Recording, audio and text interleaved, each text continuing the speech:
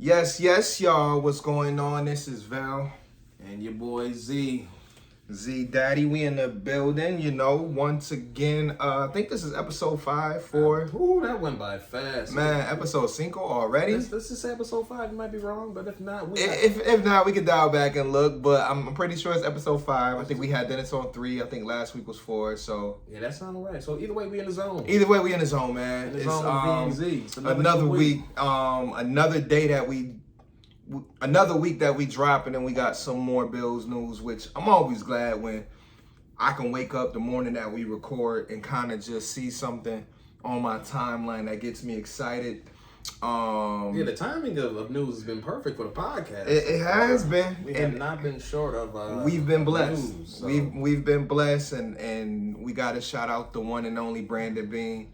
Big baller Beane. Keeping us on our toes. He always got something up his sleeve. Every time the fans here want to panic, and we talked about that before, how the fans get a little, riled up. I guess I'll start off by what we're referring to as a Stefon Diggs extension. And 4 years, 104 million. Yeah, I think the extension altogether was worth like 104, 70 million guaranteed, which was, according to what I was watching earlier, the second most guaranteed for a wide receiver in NFL history. Yeah, that puts him right up there with Devontae, right up there with Hill. All them boys. And I think that's one of those things where if you're the team giving it to the agent, that's one of those things you throw in there to highlight the contract. Oh, absolutely. Before we give this to you, just letting you know this is 70 million guaranteed. Mm-hmm. That's what you do up front. Yeah. This is going to make you the second highest paid receiver in NFL history. Yeah. And you can just look at the details from there. I'd have put a picture of Josh Allen on the front. Oh, yeah. Yeah. I mean, you get to play with Josh for another 4 years, so you know you're going to rack up. Right. You're going to get your stats. You're going to get your Pro Bowls. You're going to get your All-Pros, hopefully. Man. Yeah, I think he already got 1 or 2 under his belt now. So it's like kind of a no-brainer on both sides. So you can tell me, what was your initial thoughts when you saw it? Kind of where were you? Like, how was that? My initial thought was, I don't know where we keep getting this money from. Man, shit. I want to see the books. Man, listen, the books so looking like a scrapbook right now. Doing the books need to do my taxes. Because the way they stretching this money out and doing this right now is a work of art. And I'm still waiting to see what this contract does. Yeah, the real structure for the cap number this year. Because I'm definitely curious about. I heard it should be friendly. Yeah, I heard it should be friendly. I think before the contract extension, he was looking at $18 million against the cap this year. Right. So I'm definitely expecting that to come down some. But other than the money, I just thought, about time. Yeah. Because granted, he got a little bit of money extra, a little extension when he first came in, a little bit of a pay raise. Excuse me.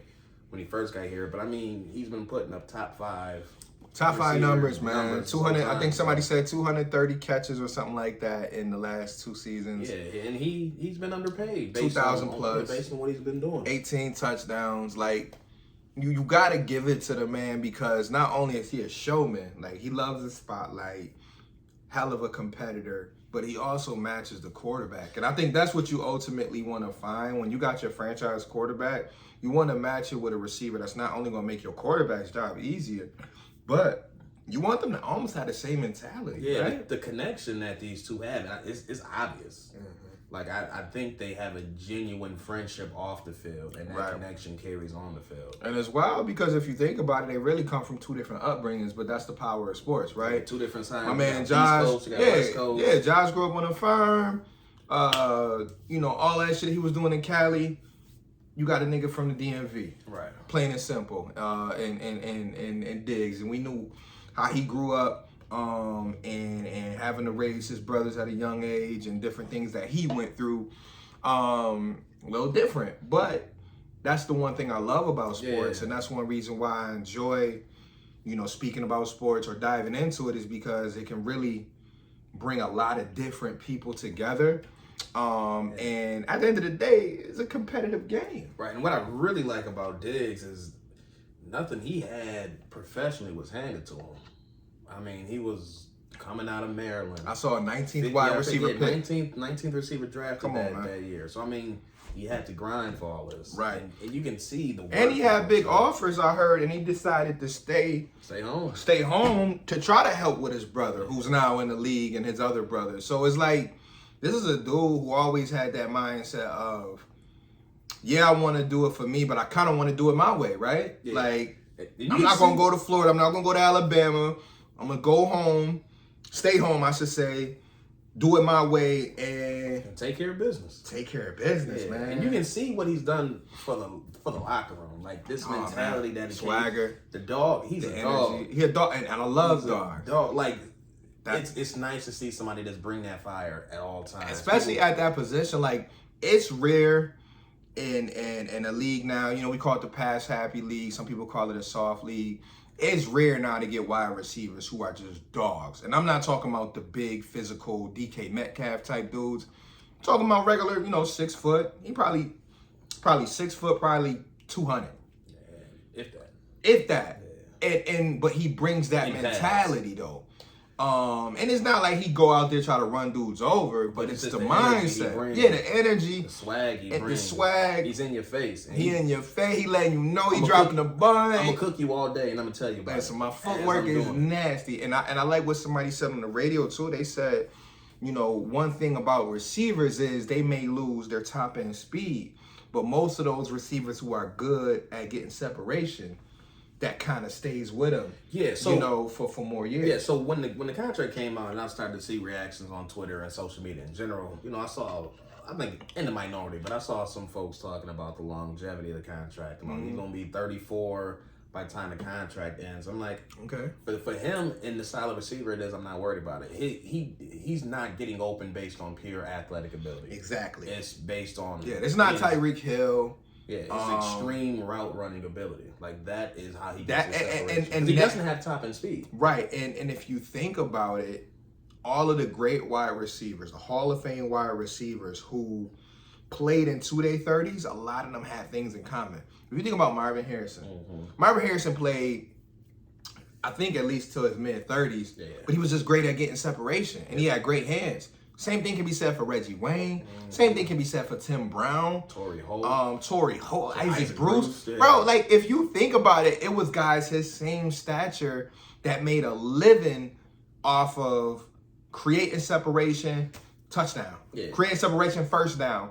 And a lot of those guys, they kind of had that same mindset of, I'm just beating whoever's in front of me. You don't lose route running. That's not what goes. You lose pure speed. You lose pure speed. Athleticism. If you're just a high jumper. Yeah. Or just a physical. Like, Randy Moss was a freak. So he's like the exception. Yeah, he's an outlier. He's the exception. Calvin Johnson retired, before he got to that point. So we'll leave him out of this discussion. But if you look at, I'll use Julio Jones as an example. Who's someone who's a very physical specimen, but as he starts to lose his speed and start to get banged up as he's getting older, he's losing that ability to separate. Right now, he's free agent, can't even find a team. Right. So, like, those type of big body bruisers, they have a harder time as they get older. But like, even to mention Larry Fitzgerald, he's also an exception because at 6'3", 6'4", whatever he is, they don't normally last 12, 15 years. Yeah, he's again, I think he's an outlier. But he's also a student of the game too. Like, he's like one of those, y'all gonna have to kick me out the league. Yeah, and I think his hand, first of all, he has the best hands ever. Damn near. It's in there. His top running 3 ability is top tier. Right. He's always. So you got to have that combination low key. Yeah. But we say all that to say, ain't nobody worried about Diggs in his 30s, man. With the footwork he has, I don't have to worry about it. Bro, that dude's a technician, man. I love it. I love watching his training. Like, some people be like, you shouldn't show all your training videos. Like, I love watching him train, his feet are amazing. And the work that he puts into, like, I remember the first summer he came to Buffalo is when I started watching some of the stuff he does in the offseason. And I was really just, like, impressed because I'm just like, dog, like, it reminds me of the Aaron Donald videos they'll show, where Aaron Donald is doing this and that, and he's showing his footwork. Like, dog, these great ones, they can't help but show people what they do. And that's contagious. It is. You bring that type of energy to practice every single day, and you tell them that's not going to rub off on Gabe Davis? Especially when you're the number one. Isaiah McKenzie. Right, especially when you're the number one. Everybody else, exactly. Because you could easily, as the number one, put your shades on. And chill. Nah, I got you. But he's setting the standard for everybody to follow. And that goes back to what we said about him and Josh. They both are lead by example, and vocal leaders. Yeah. They both not afraid to go down the sideline. Exactly. And they both Let's grind. go. Again, Josh the same way. Nothing was handed to him. Nope. They had to grind for He was told, listen, this dude Josh, and it's so, and we talked about this probably each episode, but it's so amazing to see the respect that he now gets around the league. Not only for analysts, but to other players. But like, absolutely. Dog, this is a dude who kind of, you said, didn't receive no D1 offers coming out of school. This is a guy who went to JUCO, then got hurt in college, so he basically missed the year. And still only got 2 offers. Didn't even win. I don't even think he won most valuable player of his conference in the year he came out. They said he won like co or something like that. People were like, how you don't even win your conference? He's supposed to be a top 10 pick. But people saw it and agreed. Yeah, and I remember this guy. I think he's a Dolphins fan, and he has a podcast. He was going back and forth with me on Twitter the other day, you know, because once again the convo came up with Tua, Allen, and how organization need to have patience and blah blah blah. Like Miami fans always do the same thing. It's been 2 years. Like look what Buffalo did. Josh Allen's an outlier, bro. Yeah, man, and that's what I be trying to tell people. That's not the norm. And then he went on to say something like, if you look at, you know, Allen's first 2 years, I mean, his stat was like, he was horrible. No, like his completion percentage. I'm like, stats don't always tell the story. Like you can easily look at his stats and say, God damn. Dog, but it's the plays that he made that no other quarterback on earth can make. Let me not say on earth. On earth, but there's very few plays that anyone else on earth can make. It's only a handful, and I think that's what people get twisted. No, that first year when I saw him make that pass to Robert Foster against Jacksonville, I said, oh. It was a bunch of those though. Like that was one of the first ones I saw. I said, "Oh, this boy." The hurdle over Minnesota. Obviously, that was the athletic where it was like, oh, and then like you said, those throws, the Jacksonville game with Robert Foster. I said, "Oh, this boy." And you want to know what did it for me? If we wanted to say games, was towards the end of the year in Miami, and we might have brought this. That the Child's Play one. Yeah, the Child's Play drop where basically he's leading the team. Up and down the field, 100 yards rushing, close to 300 yards passing. He's throwing the Zay Jones, shaking Kiko. Took that man Josh. His best receiver that game is Zay Jones, who's a number. You know, he's still in the league, but got paid. Yeah, but like this is a rookie who just was able to show in his first year, regardless of his numbers. That dog, I'm showing y'all, I got ingredients. Y'all, you know what I mean? I ain't no scrub. You know what I mean? And to me, that's when he put the league on notice. Like, hey, some of y'all fair weather people, y'all can keep looking at the highlights of my missed throws. Because I remember after his first year, they had the whole little. They had 2-3 minutes worth of his throws that he missed, and I'm just like, so we gonna ignore the YouTube clip that I've been watching? Because I remember after his rookie year, somebody put together a YouTube Josh Allen rookie joint. It was like 12 minutes worth. His highlights, and I was glued to that. Might have been stupid. Just as better than his last couple. It might have been just as good as Lamar and them. Because they all came in together. And I remember going back and forth with different people. I'm like, yo, go back and watch his highlights from his rookie year. Watch some of the moves he was making. Dog. With nothing. Like his receiving core that year was terrible. Like, your number one receiver is Kelvin Benjamin? Is that who? Kelvin Benjamin, Zay Jones, and Robert Foster. They had that. Who was that other tall receiver? That was Andre Holmes. Yeah, and Andre Holmes. That's your top 4? And your top tight end is Nick O'Leary. Yeah, McKenzie didn't even come until like week later in the year. Yeah. Yep, he came late. Was it that year? Yeah, that was the year he came. Okay. It was late, though. Yeah, he came late. Waivers, but like, you know what I mean? That's what he's working with. But we say all that to say we are excited about this extension because not only is it good for Diggs, but it's good for Josh. And anytime you can get the two franchise guys on the same side of the ball locked in, you really can't complain. You did Dawkins' deal about 1.5 years ago, so he's locked in as your left tackle. You just re-signed Mitch Morse. Got the extension. You know what I mean? You know you got your right tackle locked into a rookie deal for at least the next 3.5, 4 years. Yep. So, like, that's what I mean about, you know, I tell people all the time, like, we can't take this front office for granted because it's like, dog, like, they showing other teams, like, yo, hey, this is how you do it. Yeah. Just in case you was wondering, like, I know we ain't got the Super Bowl yet to show y'all, but this is how you...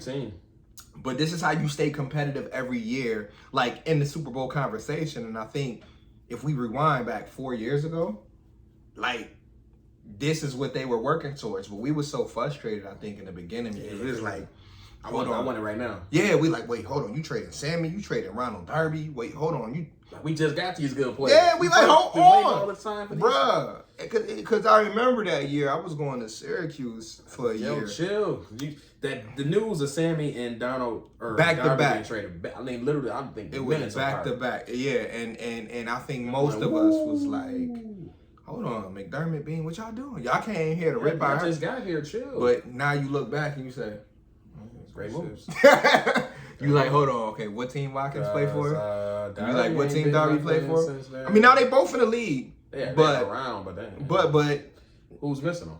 Yeah, because what, that same year, instead of Darby, we get Tre'Davious White. Yeah, and we had EJ Gaines in one of those trades, and he held it down that year. He held it down, and then who? You said we lost a wide receiver, so I think we ended up picking up Jordan Matthews. Yeah, he was part of the trade of the Darby. Yeah, that ain't really work out. But guess what? That same year, what happened? We went to the playoffs. Like that's what made me also a believer in this front office, is because after all of that happened that we kind of just mentioned, we still was able to break a 17-year drought. Yeah, and pivoted mid-season, realized that we a little better than we thought. Let's make some moves to try to. That's when they brought Benjamin in. Oh, that was funny as hell. It was worth a shot. It was, yo, listen. I mean, it was like a 5th-round pick. Dog, we went ahead and traded for Benjamin, and that was an interesting year, and that's what kind of brings us to where we at now, because I feel like that lit a spark into Bills Mafia. Because what some people don't know, and I like to go back and look at some of my old stats and tweets, but Bills Mafia been around for a while, like that hashtag or whatever. I remember being in Albany. And this is like 2012. No, matter of fact, it's like 2010, 2011. And we were using that hashtag back in the Stevie Johnson, Nick Barnett era. And Del Reed, one of the co-founders right now of Bills Mafia and 26 Shirts and all of that, he was one of the few people that I was following along with the other handful. And we were just constantly using that hashtag after a while. I know he had gotten to it back in the forth with Adam Scheffner back then. I think that's how the story originated. And he started hashtagging Bills Mafia off of I think Adam Scheffner got caught with like a fake report. And then like Del Reed started trolling him or some shit like that. And it turned into something that led to like us using the hashtag Bills Mafia. And it kind of stuck because then the free agents started using Bills Mafia. Right. Stevie Johnson, Nick Barnett. And there was a couple other guys in that era. But I bring that up to say, like, 2017, 2018 is almost like it lit that flame. Yeah, combination of all it lit that flame because now you see we are now nationally known. The fan base is known. Hey, the players, every time they sign, they gotta use the hashtag. Shout out Bills Mafia. Yo, shout out to the Von Miller. Did you get a chance to watch the video? Oh, his vlog? His vlog? Oh, yeah. Listen, if you haven't out there, watch the vlog. What's up, baby? Listen, watch that Von Miller vlog. It was 17 minutes long, I think 18. Yeah, it's crazy how that unfolded. Oh, man. So real. To see. It was dope because, I don't know if I talked about this last week because maybe it dropped after. Yeah, I don't think we talked about it last Yeah, I think it came after the episode, but like, it's really dope to see what these players go through as free agents. Yeah, I think we forget that these are humans. Real life humans. Because, I mean, the fact that, like, he is sitting there like, I can't make decisions until I talk to my dad. Right. Like, that's real talk. Like, he's like, I can't make no major decisions until I talk to my dad. Like, it's just, this stuff. I was on the line like, Daddy. Right. Like, where you been? Daddy, man. You know what I mean? It's the wrong day to go on a plane. He said, yo, Dad, where I'm going? I mean. And all he said was Buffalo. He said Buffalo. He said, man, you got #1 defense. You got that, what do you say, creature? Yeah, quarterback. They're calling the creature. He like, I mean, listen, you the missing piece. That had me man. But you know what's really crazy? The first thing I saw, like, yo, you started your day in the Bahamas. Bruh. A couple hours later, you in Miami. Bruh. Same nigga sitting there like, nigga, that's a crazy 24 hours. I'm like, yo, you got this. And it might have been 48 hours. I'm sure there was some editing, but like, dog. I'm like, yeah, this out here. Niggas is living. And that's the other thing that I enjoy seeing, but it's also motivation, is because this shows you what not only being talented can bring you, but also hard work. Because a lot of these players that's getting these big contracts now, they just not falling on it. Like, it's one thing to get to the NFL, and NFL players will tell you that. There's been a lot of that, but how you get to how you get that next contract? Yeah. You know what I mean? I heard a little bit of Ryan Bates' interview the other day when he signed his 4-year deal. He like, I'm still driven. He like, I'm still working like I'm the undrafted guy. Like, I gotta keep going. None of this is promised. Yeah, because and that mindset is what gets these guys paid, is what sets their families up for the future. You throw a first round guard in there, and regardless of what they got him signed to, anybody's job is in jeopardy. Listen, so, like, he know the way they've been rotating that guard position, and he probably like, listen, the way I saw them do Cody Ford, I know this 4 years don't mean nothing. Quentin Spain, Feliciano, Darrell Williams. Like if you are offensive lineman on this team and you're not Dawkins, Morris, and shit, maybe Spencer Brown is safe, but them guards. One thing about them guards on our team, if you gonna repeat, bruh, but I'm hoping this is the year. Yeah. I'm hoping that we can solidify that 5, because it's been about 4 or 5 years of us doing this whole looking at you here, and then we'll make it. Nah, give me 5, and luckily for Josh, it hasn't really affected his play. But I will say I think it affected the run game, because if you notice, absolutely, it was no holes last year. But if you notice though, towards the end of the year, what happened? Yeah, they had a 5. Yeah, and the run game got better. The left side was worth once Bates got slid into there. Yeah, once you threw Bates in there, and they started having Dawkins get consistent. They started having Singletary get consistent touches. Mm-hmm. It was like, oh, we found something. Yeah. So I'm hoping that continues, man, because I really want to see what this offense can look like when we really clicking on all cylinders. Like, obviously the Kansas City game. We still haven't. I still don't think we've seen this offense. Right, and that's crazy.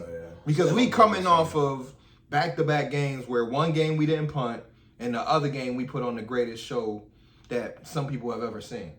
And we still sitting here like, yeah, nah, that was all right. It's still another gear. It's like, that's decent. But before we get too far off track, I want to kind of bring it back to the Diggs contract a little bit, because you asked me what my initial thoughts were. Uh-huh. One of the thoughts that came after, I'm like, oh, he just got paid. They can't keep everybody, and they got some people coming up for free agency. So who you thinking? I mean, you got Poyer coming up. He ended up on my timeline. You got Edmonds coming up. Oliver's gonna need money soon. So okay, I'll say it like this then, and I'll let you finish. Who you think is next in line to get it, and who you think is probably on that list that's not gonna be able to? I pretty much guarantee they're picking up Oliver's 5th year. Right. Let's call that a given. So that pushes that can down the road. That's still right. Let's call that a given. And again, if he continues to move in the direction he's going, I don't think they're gonna hesitate to pay him. Nah. He's good. But looking at Edmonds, you're looking at Poyer, you're looking at Knox. Those are all gonna be free agents after this season. I think Knox gets signed this summer. I honestly, if you rank them priority-wise, I'm probably putting Knox number 1 out of those 3. I agree. You don't got no argument for me. Because you're looking at what? Because his price tag is going to change. You're looking at what the secondary tight end market did this offseason. Listen, them dudes is getting like $10 million. Yeah, you got 10, 12, 15 million for a secondary tight end. So if he hit the open market, and if he puts up even, and you want to know what's crazy is? The whole thing is, and this is why I love where we at, they going to pay that nigga. They're gonna figure it out. They're gonna figure it out, and that's what I love. Because I know, like, yo, with Poyer, I don't know, man. Listen, I want him to be here, but here's already the thing. Underpaid as is. I know you want to check. That's why safety is a sneaky need in this draft. Because I've seen it on some people's board. I saw on Yo Mock Draft, which check out if you don't follow us on Twitter. Zone Coverage 716. I think that's it. There might be an underscore somewhere. Yeah, it's one in there. Anyway, we can put it on the description. Don't worry. You're fine. But Zyrus put out his mock, and after I put out mine, but we both had safeties in ours. Yeah, and I think I had my safety.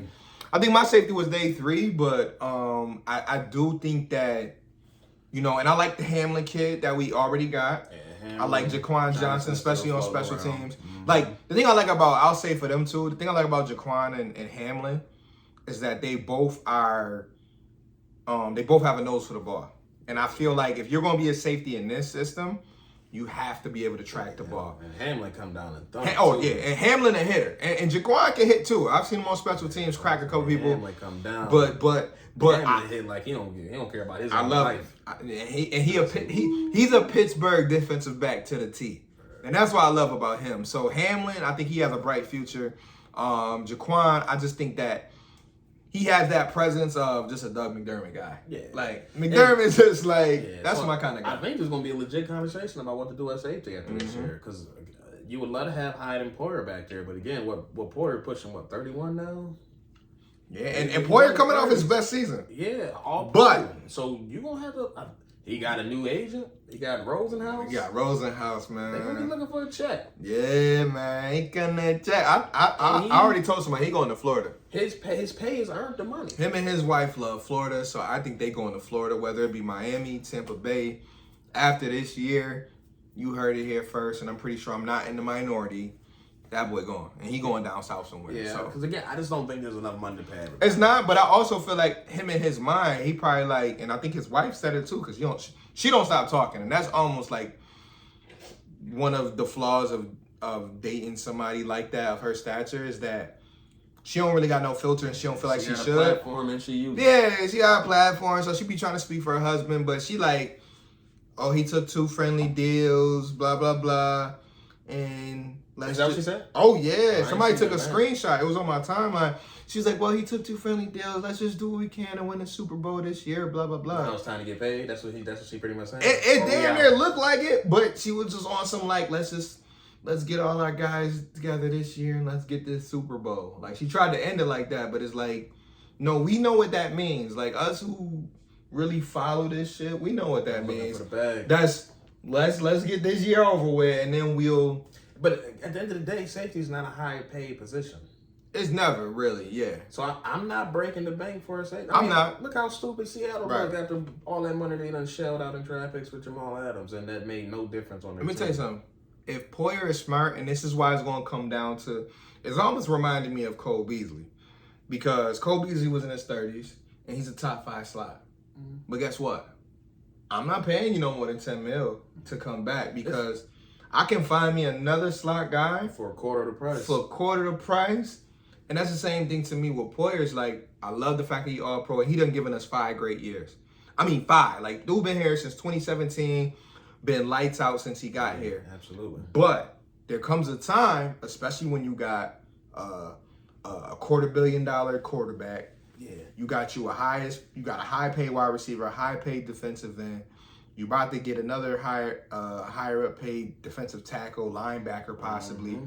Like it comes down to resource allocation. And a corner too. Yeah. We forget about Tre'Davious White and his contract. Yeah, so it's like you can only have so much money tied into the secondary. Bro, right. And what you end up doing is you say, okay, with these drafts, let's get these rookie deals. Because again, you had Hyde and Poyer as your tandem safeties for 5 years. And both over 31. So on the back end, you're getting kind of old. So you need to have. So what you want to do? That's how I'm approaching it. So what you want to do? If you willing to do this, we can go there. We got a number. If that number. And I think that's how they approached Jerry Hughes. It was the same way. That's the hey Jerry, we got this number for you. You willing to take it? No, we love you. All right, good luck. Good luck, yo. You find what you looking for. Best of luck. But if not, no beef. Best of luck. But guess what? We got Von Miller on the other line, so. Why you doing that? Like, oh, you want 9? And we got Shaq. Shaq's he willing to come for $700,000. Shaq showing. I still ain't seen Shaq. Shaq showed up for 6 Big Macs. Listen, I still ain't seen Shaq numbers. That's how I know he took the short. You know what it is? It's veteran minimum. Nigga, he took the short. Veteran minimum. That's all it was. My man Shaq took the short, and I ain't mad though, because Shaq, much like Jordan Phillips said, 50,000. Much like Jordan Phillips said, he looking at the team and he saying, "Why not?" That's just like me being a ball player, and I hate to bring up the Lakers because of what they going through, but I'm seeing LeBron and all these boys teaming up, and they like, "Yo, Val, come over here and sign with us for $600,000. You might be riding the bench, but shit, pull up." And I just spent 2 back-to-back seasons with OKC Thunder. And got the check. Right. I got money, and I just spent back-to-back seasons on 2 teams that ain't make the playoffs. Like, you know what? I got a chance to be on the ring. I can be the ninth be a man. cheerleader, and possibly get in the rotation. 6 minutes. I take 6 minutes again for that. Let's go, LeBron. We out. Yeah. So it's gonna be a decision that has to be made back there. Edmonds, I'm still on the fence. It's really gonna come down. It come down to the number. It come down to the number, but it come down to this year. Yeah, and I think Bills are willing to wait only because they like, hey, guess what? There's no rush. If we gotta pay you more because you play good, guess what? That's a good problem. That's a great. And there's a franchise tag available if necessary. But I'm like, listen, if you can get his number in the Matt Milano's ballpark somewhere within 12, 13, I'm around for that. You talking close to 20? You talking Fred? I will say this: if he don't sign here, I'm good. I already know where he going, and I can probably put this on wax. What, Pittsburgh? Pittsburgh or Baltimore? Oh, absolutely. It's linebacker city over there. Them 2 places, linebacker city. They will be on Tremaine Edmonds' steps if Bills don't give him that offer. And we're going to wish him the best of luck. Like, Tremaine has been nothing but a solid dude since he got here. He leads in his own way. I done seen him at my store probably a couple times, at my old store, I should say. But, if that happens, I'll just say we would definitely wish him the best of luck. Something got to give, though. But still piggybacking off the Diggs, do you feel like his extension affects your plan for the draft at all? I don't, but I kind of do, as far as now I don't have to look at, because there was a small possibility of him being traded or something like that. Like, I ain't really think it was gonna happen. I feel like in my head, you don't think it's true, but if you hear it enough, you start to think like, right. Oh, but is it? Is it? So in that case, if there was still those little talks going into draft week, I would kind of be like, oh yeah, first round, definitely wide receiver, because it's like, we got to make sure we set. If we willing to part ways with our number 1, let's make sure we set. So the fact that we don't have to go in the draft thinking number one, and we can be like, ooh, complimentary receiver, number 2, maybe number 3, that makes me feel better about saying, you know what, day 2, we can see receiver on there. Even even day 3, like I'm not even of the mindset, like some people are the mindset, like, we gotta get a receiver on day 1 or day 2. I'm more like, it'd be nice because yes, you want to add as much talent as you can to this offense, and especially a position like wide receiver where if he's good, like a Gabe Davis, now you got that dude locked in 4 years on a rookie deal. Yeah. So that's the beauty of it. But on the flip side, if you get a day 3 steal, right. You know what I mean? If you get a guy in round 4 or 5 who just got slept on, and you grab him, and next thing you know, he's your next Gabe Davis, and Gabe Davis ends up elevating what some people think can be a potential Pro Bowl type receiver. Yeah, I mean, because again, in my head now, now that you lock up Diggs and you lock up this amount of money in the receiving room, you need some cheap assets. Yes. So they're gonna have to stockpile and hit on a receiver or 2 over these next couple years. Yeah. Because you got to balance that out. I mean, Gabe definitely got to balance it out. I think is in line for a big jump. Yep. In a couple years, he gonna need a big. I won't say he gonna need a big contract, but in a couple years, if he keep this up. The way that the receiver market is going, if he continues to grow and elevate his game, he's going to be in line for some money. Yeah. So you're going to need some cheap picks underneath there. Cheap picks. So like for me, this move didn't change nothing for the draft. I'm still on the wide receiver round 1 boat. Okay. That ain't move. I feel you. If they don't do that, I'm not going to cry, lose any sleep. Right. But I just want him to keep stockpiling that position. Yeah. Again, you get cheap assets. You get a receiver on that rookie deal. Now, do you think they still need to be aggressive on getting a wide receiver, or do that make you feel like you can sit back? The only way I would be aggressive is if they had one particular receiver in mind and they started to slip and they get within strike. First round or second round? You saying either first or? round? First round. Okay. Yeah, I mean, and you can move around a little bit later on because it's cheaper. But the only way I would be aggressive first round is if I have one particular cornerback or receiver that I'm really loving and they get to about that 18, 19, 20 point. Yeah. within striking distance. I'm like, ooh.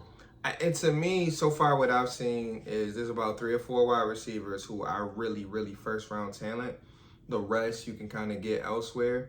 So I'm kind of standing back on trading up to get a wide receiver this year in the first round. But I will say this: if we get to the teens and that corner is there that you want, I'm all in. It all depends on when that run starts. And that's not gonna be the Because thing. you never know. Where does the LSU kid go? Yeah. You know, where does Sauce go? Like if they both go in the top 10, it could get scary. It's a wrap. If they both go before, in my head, if they both go before 12, it's a wrap. Because as soon as they start going, as soon as that second one goes, the other ones are going. Yeah, so that's gonna be scary, man. It's just a matter of, because there's always a team that does something unexpected. What so time? What we hope for is a couple quarterbacks get taken earlier than expected, or a D lineman get taken earlier than expected and start. That top 15 gonna be something.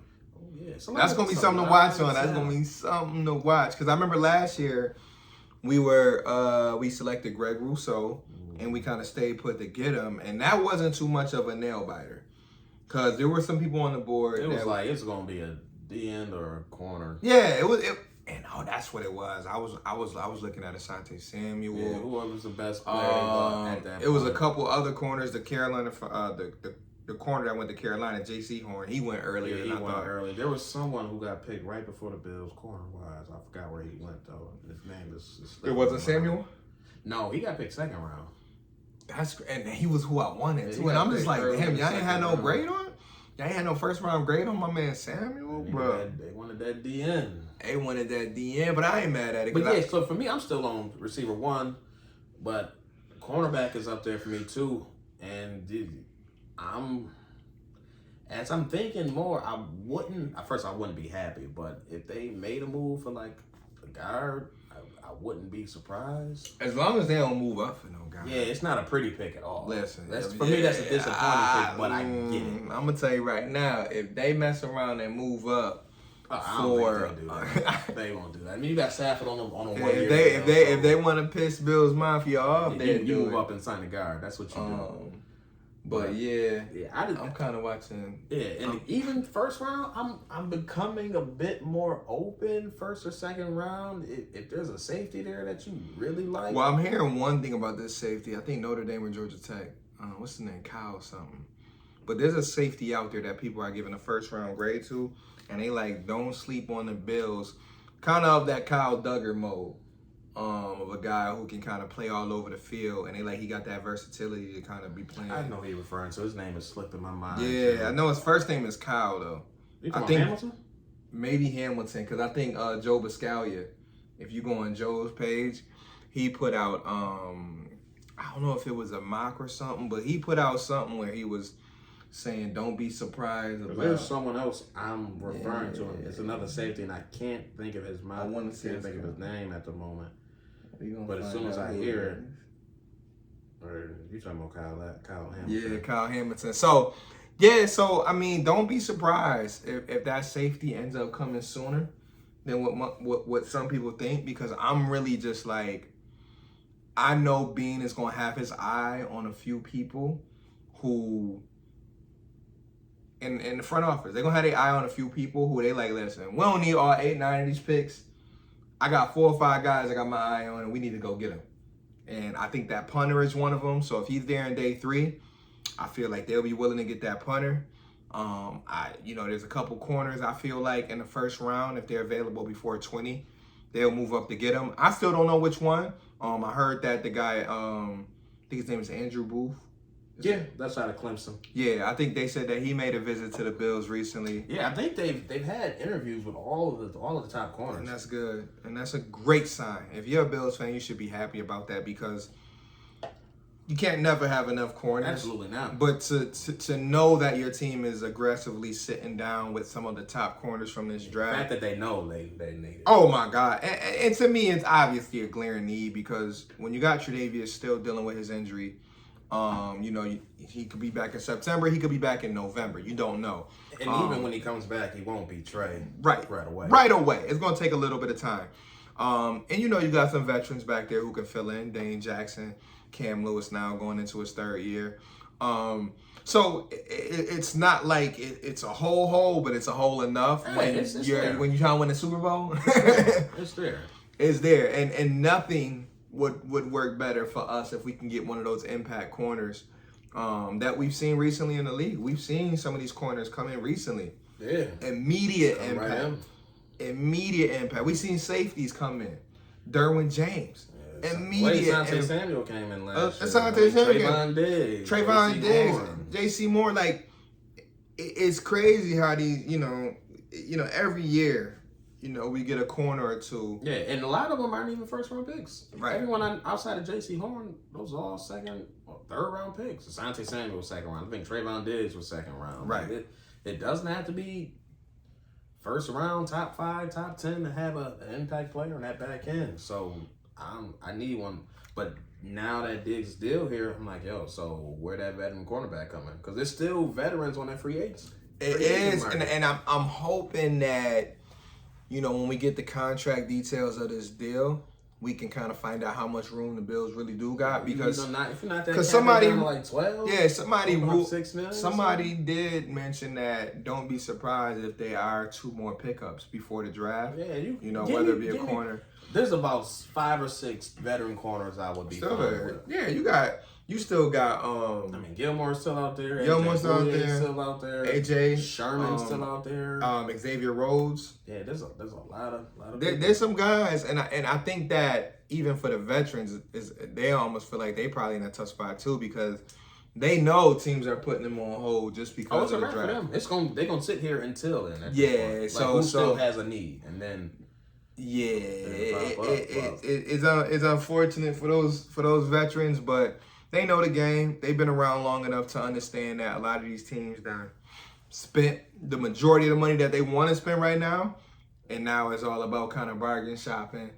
That's not a bad position for the Bills to be in, because again, if you can scoop one of these dudes out for $3.5 million, and that's what I'm really hoping. I need me a 1 year, $3.5 million deal. And again, you add him on one side, you add and still give me a day 1 or day 2 cornerback to go along with him.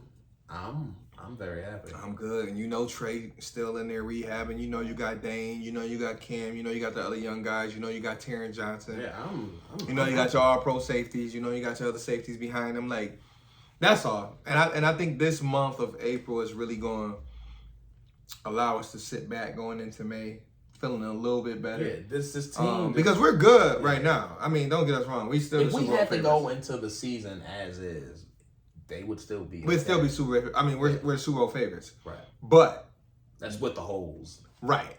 The holes. Right. Place. But if we can lock up that corner line, I'm telling you right now, if after this draft go down, the next episode we record after that draft, I'll be able to let you know where my confidence at. Because right now, from a scale of 1 to 10, my confidence on let's just say a Super Bowl appearance is a 9.5. Ooh, point. You had to add the 0.5. I do 0.5. Because I'm confident, but it's just like, right now, that corner is the only thing that's killing me. So what would you say you at 1 to 10? I mean, if you had to ask me right now, just confidence on the Bills going to the Super Bowl, I'm probably about an 8 and a quarter. Okay. And so I'm a little more confident than you. That's cool. Yeah, you're a little more confident, but just in a sense of, it's hard to get there. It definitely is. It's hard to get there. And the only thing that's really keeping me from being more at a 9 or 9.5, I just need to see how the offense look with a new coordinator first. I need to see if there's any growing pains, how drastic those growing pains are. Right. I think the only thing that's going to help that transition, though, because a lot of people have brought up that same point. Yeah. I mean, there's still cohesion there. Right. You got coaches that's been here. You got Dorsey that's been there. He's been in Josh's ear now for the last, couple years. I believe so, since he's been there. And I think that relationship, along with the development of Josh being able to read things and ad-lib on the go. Like, Josh is not at a point now where he don't need to be baby. Yeah, he don't need his hand. You know what I mean? Like, if this was year 2 Josh and Brian Dable left, I'd be shaking. Like, okay, let's be careful. But we talking about year 5. Yeah, we talking about year 5, and we talking about a quarterback now who has reached top 3 status. Those training wheels been off. Training wheels is off. So now it's like, okay, I hear you, Dorsey, but I'm also going to tell you right now, I'm not running that play because I see the safety coming down, and I'm going up top. Yeah, and he already had that leeway to do that. You know what I mean? So now he's continuing to grow into that position more and more. Right. So I just need to see that offense, what it looks like moving forward. But listen, I already know if they really solidify that corner 2 spot, and in the first month or so, I hope they get a guy like, and we'll dive deeper into it. Like I said, we always say that every week, but we'll go through. I'll say it like this: next week, we'll pick out.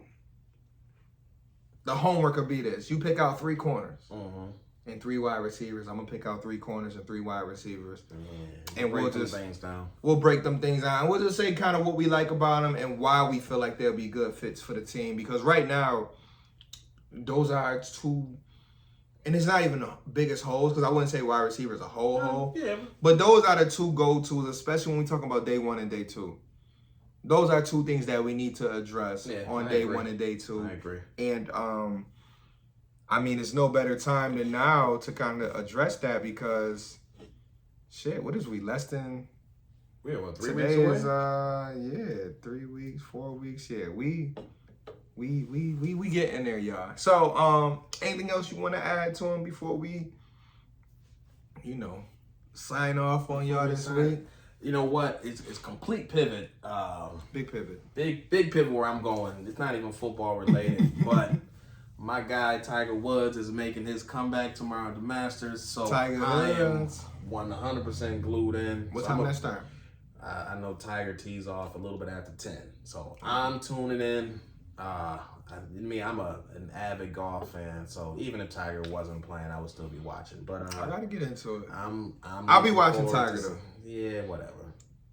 He not there yet, world. Man, listen. Don't let him fool you. Tiger Hood's Tiger Hood's like Serena to me. I don't like tennis, but if Serena on, or if one of them legends on, I try to watch. Now tomorrow's not gonna be the day for me. I'm gonna be working till 5 o'clock, and I'll be working now. So you got a real job now. But I'm gonna be watching. I'm gonna be glued to the Masters all weekend. It's my favorite event to watch. So I'm glued in. I'll say this. I hope that whatever comes from it, I hope that he does show up and show out, because he been through a lot. You know what I mean? He went through the accident. Oh, man, it's crazy. You know what I mean? And being able to get back, because they was talking about on the radio, the fact he still have a leg is. You know what I mean? Like the dude, what he did? He crashed into a tree, or what did he crash into? Yeah, he hit it. It was something. And flipped. And stuff. Yeah. And being a person that has been through an accident before, like I know how that can like traumatize you and mentally just put you in a different space. Even if you do, like I've never been in nothing that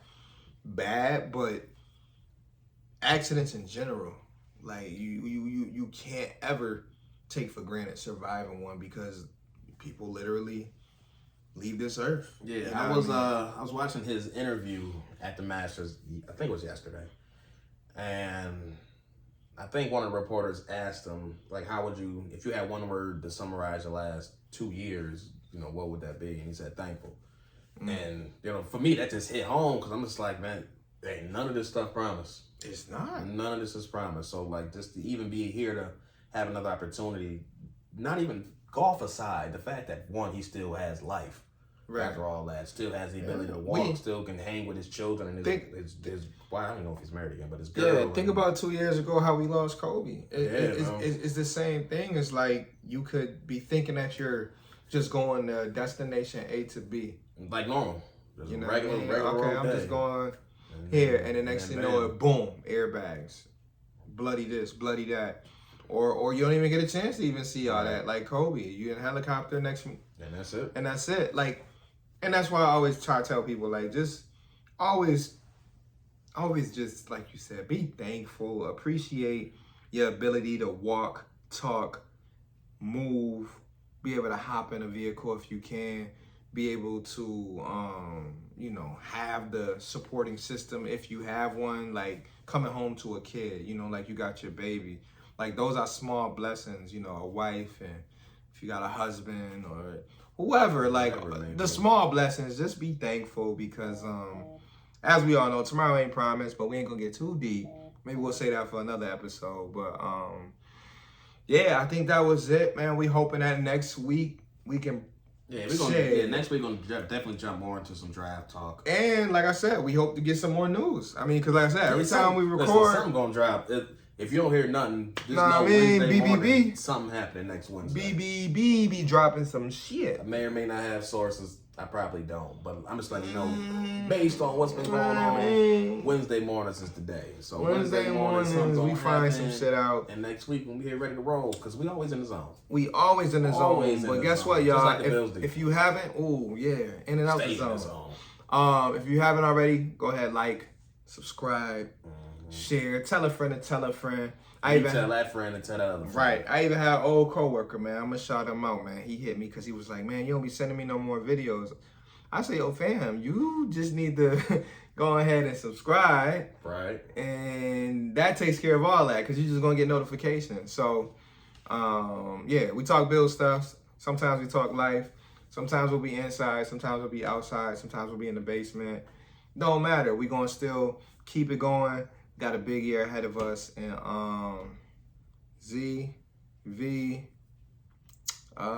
until next time. We will see y'all next week. God bless y'all. We love y'all. Just keep on hanging with us. Holla.